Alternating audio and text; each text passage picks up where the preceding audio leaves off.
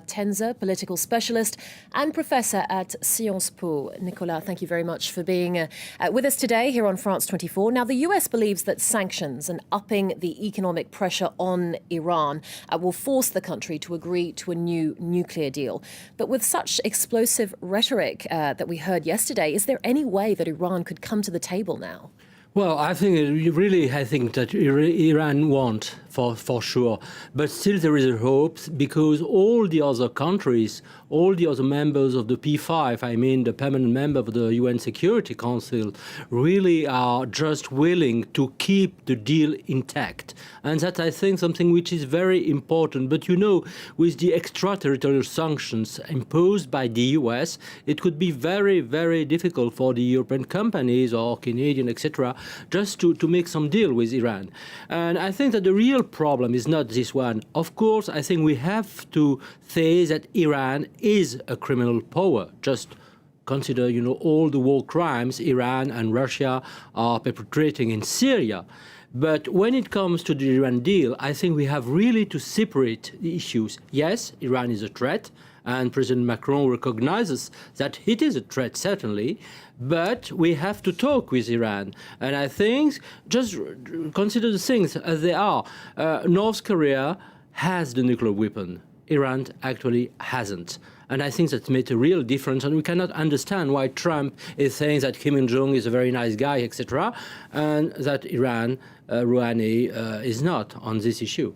So you mentioned briefly those other key nations that are involved, that signed the nuclear deal with Iran.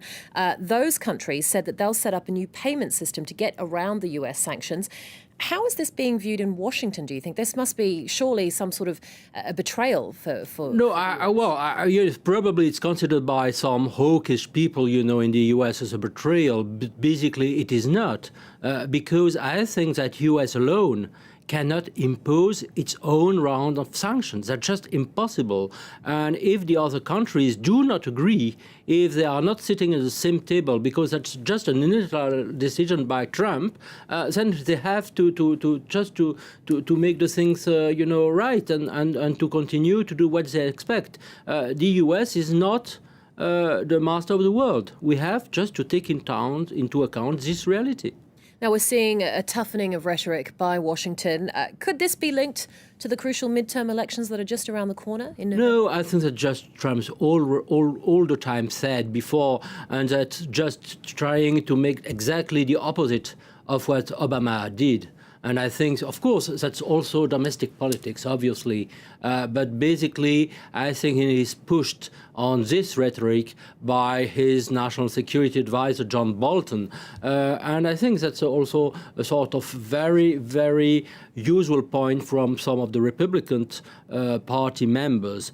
The real issue, again, is up to what point is real Donald Trump consistent with this issue? If he is really consistent, he has also to engage again in Syria and just to roll back Iran from Syria. But actually, we don't have this kind of strategy, and it's very unclear to know what on the other Iranian issues we'll do in the next coming weeks and months.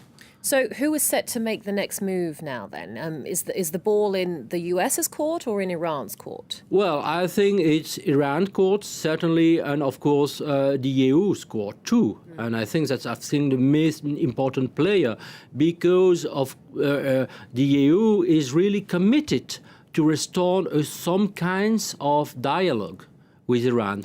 And again, not neglecting and turning a blind eye to, all the attempts of destabilization of all the Middle East by Iran, which is certainly more dangerous in the short and medium run than the nuclear weapons. Okay, thank you very much once again.